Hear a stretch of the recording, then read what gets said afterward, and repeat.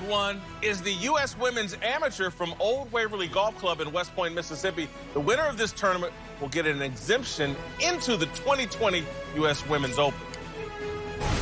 All right, welcome back. Whitlock and Wiley, T.J. Houshmandzadeh, and LeVar Arrington are back. Let's return to the NFL.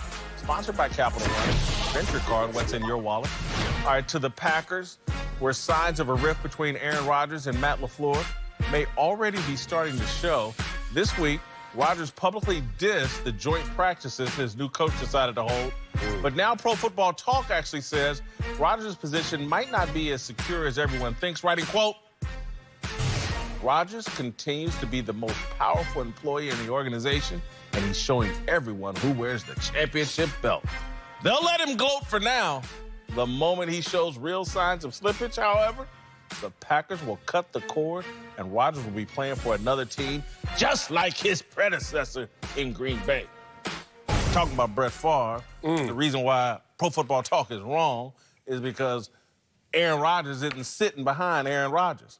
Brett Favre got rid of because Aaron Rodgers was waiting in the wings. Who's waiting in the... Who even knows who Green Bay's backup quarterback is? DeShone Kizer. You better recognize. Notre Dame. Notre Dame. We've seen that movie. Nah, you're right. You're right.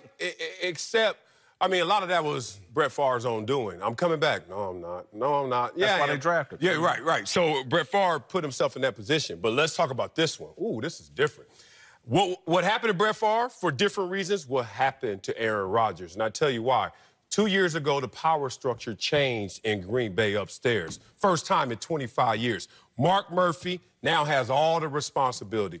And guess what? Head coach got to report to me and the GM. First year with that new power structure, new control, guess what he did? Mike McCarthy, come here. Peace.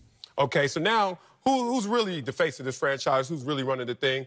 We all know it's Aaron Rodgers. But you can do that when you're at the top rung of the ladder. And Aaron Rodgers still is, according to the evaluators. They say he's the #1 quarterback in our league. But as soon as he takes one rung down, as soon as he slips just enough, do you think that their incentive is to say, no, we're going to ride with this? Or is it now all the people you stepped on the way up is the people you're going to see on the way down? I think they would drag him down. I think they would try to undermine his power. And it's not a Tom Brady situation. Brady's sitting there in New England. No one's hoping for Brady to go away, except his birth certificate. He's 42. This situation, because they did it to Brett Favre, they're looking to do it to Aaron Rodgers because he controls so much. He sucks so much of the oxygen out of the organization, and they already undercutting over there. I think he would be next. If Aaron Rodgers is not Aaron Rodgers moving forward, he out of there. And what do you think LaFleur is doing when he goes to these coaches' meetings and/or the meetings with Murphy upstairs in the GM? He's undercutting me, man. I can't even really coach the locker room because he says this and I'm doing that. As soon as he slips, they're going to find a way to get rid of him because the head coach in his first year, for all intents, he's going to be there longer than Aaron Rodgers will be. He's going to be there longer. Listen. And he can say that Aaron Rodgers is under. Now, he's going to have to drop 2, 3 rungs, not just one. And they don't have a replacement, so they might have to put up with him a couple more years, but he's good as gone. We just got a great example of it in Pittsburgh. And Le'Veon Bell and then Antonio Brown. You comparing Aaron Rodgers to Le'Veon? The only difference is he's a quarterback. You get more leeway. Yeah, but I'm comparing the situation. You got to look at the situation, not the position, the situation. Yes, it's comparable. Why? Because you're talking about a locker room divided. It could be undercutting that's taking place, and even more so if you have an influential figure like Aaron Rodgers who's doing it. So, yes, it's comparable, and you've seen how that's going to play out. If a coach is going to have an opportunity, they'll tell you, a coach will tell you straight out, I want to be able to win the way I'm going to win, and if I'm going to lose and go out, lose my job, I'm going to lose the way that I need to lose. I think that Aaron Rodgers, I don't know that this in particular is strong enough for us to take it down that road. But if it persists, if you keep hearing little pop shots or different quotes that come out from Aaron Rodgers that are directly directed at LaFleur, and when you say, I don't like joint practices, the coach says I do. I want an audible, the coach say you ain't. It can't get no worse than that. Hey, listen, I think a couple things would have to happen. He'd have to come a rung down, and Matt LaFleur better go a couple of rungs up, because we don't know a damn thing about Matt LaFleur. And so before and the Green Bay doesn't have an owner, and that may contribute to a problem. But if I was an owner, or if I was Mark Murphy running the Packers, I need to see a hell of a lot more from Matt LaFleur before I jump ship on Aaron Rodgers. Doesn't that go hand in hand, though? How do you see it? Because if Aaron Rodgers is going down, LaFleur, that means you going down too. So Aaron Rodgers will, in essence, make LaFleur look better or look bad depending on his performance. Yeah, I don't see them linked like that. I think this is just the same equation we've all seen, no matter what level the player is. When there's smoke, look, you can be the common denominator, and we'll change all these numerators if you balling out of control. Sure. As soon, I've seen the interest. I've seen it happen to me in a lot of respects. When I was getting it, oh, can you DJ for us? Can you come hang out with the owners? What happened when you got When them sacks dipped, man, why you DJ so much? And I was like, wait a minute, y'all just paid me to DJ. So the point is, and I'm not Aaron Rodgers. It happened to Brett Favre in the same organization. I'm telling you, that power structure. Mark Murphy is sitting there like, I know how to get my power back. As soon as you take a dip. Let's say you're a Packer fan.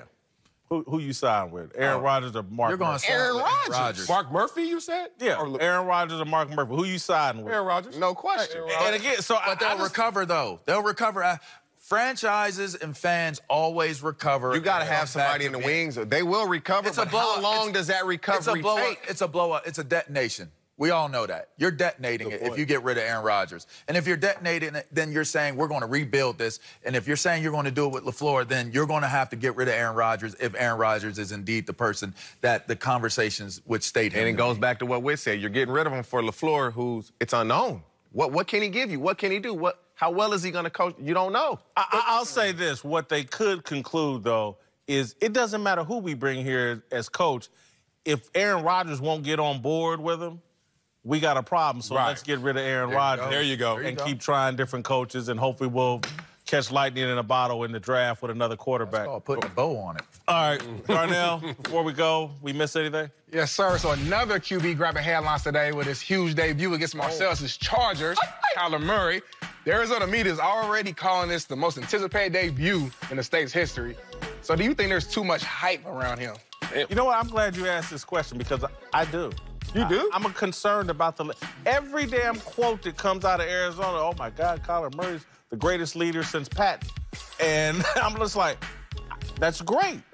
But let's tone it down and let him drive, his performance drive the hype.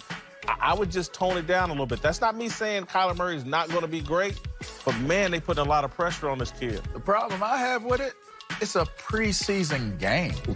Why would it be the most highly anticipated viewing of the rookie as a It's his first game. That's why. It's vanilla. It's vanilla. They're not going to show a whole lot. You'll watch it, but to say the most highly anticipated, you got to think it's got to matter. And this is why he chose the NFL over baseball. In baseball, he'd be in the minor leagues. You wouldn't be talking about Kyler. You go to the NFL, you the talk of the town. This is great. Season game. But it's Arizona. Like, let them live. Like, what are they going to go back Let to? him shine a little bit. Yeah. The Desert Swarm of the 90s, Teddy Bruschi. That was a phenomenal football team, by the way. That was my most anticipated Took moment. that Arizona. picture in that convertible car. That was that's legendary. They forget. They talking about Kyler Murray. I'm like, did y'all forget about what happened there?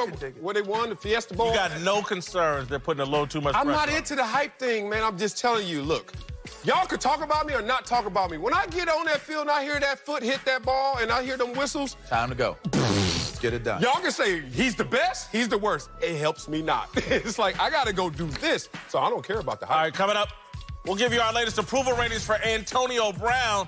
And Uncle Jimmy will tell us what he thinks of AB. Man,